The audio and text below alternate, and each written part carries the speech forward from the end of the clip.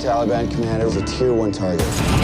Shaw killed 20 Marines last week. We let him go. 40 more will die next week. Going in with Dietz, Axelson, myself, Marcus. We have eyes on Shaw. A lot more than 10 guys. It's an army. This is Spartan 01. Mike? Step.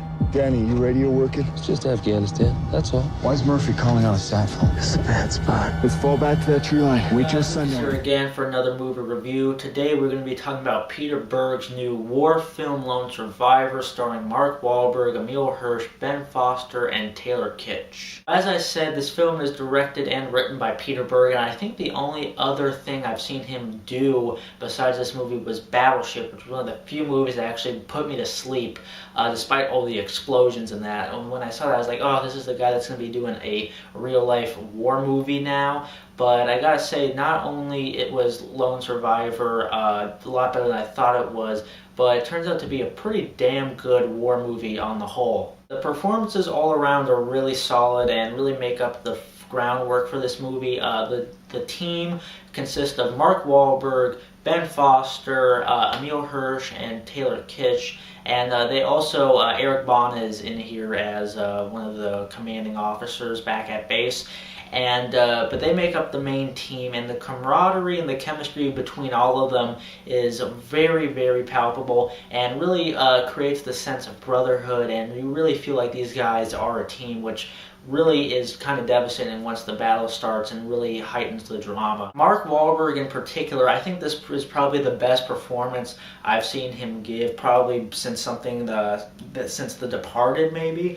This could be my favorite role of his. I thought he was very believable in the battle scenes, but also I thought when he had to hit his emotional beats, I thought he was very believable as well. And one of the few times where I didn't feel like I was watching Mark Wahlberg on the screen. But the real standout in this movie, and the thing that people will be talking about because it does take up a majority of the film, is the battle sequence that happens. It's about a 35 to 40 minute scene, and when I say it's one of the most intense battle sequences you'll see since Saving Private Ryan, I mean it, because this sequence is incredibly well directed, not only from the camera work, which I really was amazed because Peter Burg, I was not expecting this from him, but he doesn't use a lot of cuts, and when he does, they're necessary. There's a lot of long shots in this, really effective, made it seem like you were actually there in the war zone, and the realism of it was just so great too, especially when they're jumping on stuff and when they're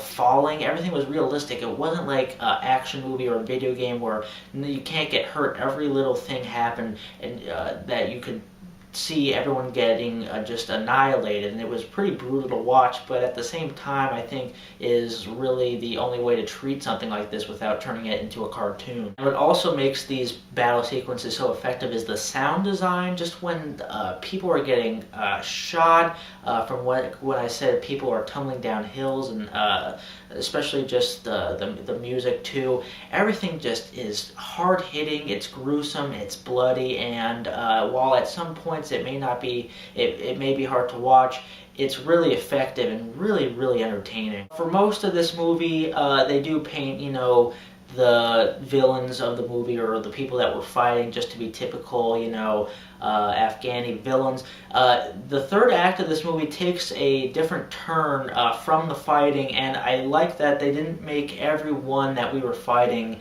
a criminal or just a one-dimensional person. There's actually kind people in this movie of the other ethnicity, of the other side, and I like how it just didn't create this black and white kind of war movie that we're used to expecting, especially from someone that directed Battleship. If there's anything I really have a problem with the movie, is that the setup for this movie, the first 20 minutes or so, are a little bit predictable, typical, war movie stuff. And also, especially with the opening credits and stuff, I thought this was going to be just an extremely overly and annoyingly patriotic film, but luckily once the movie gets past these couple of scenes and it does get to the actual battle itself, you forget all about that. And while Lone Survivor doesn't really have anything much to say on the aspect of war. It doesn't really have any profound message. The film itself is extremely well made, has some of the best battle sequences you'll see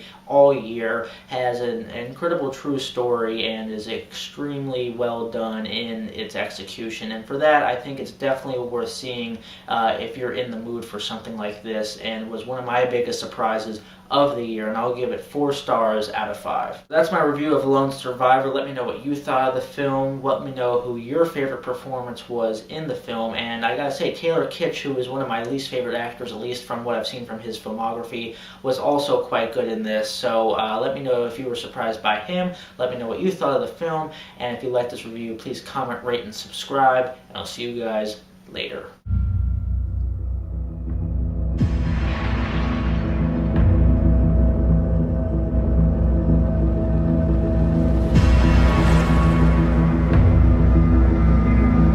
I don't go home, you don't go home.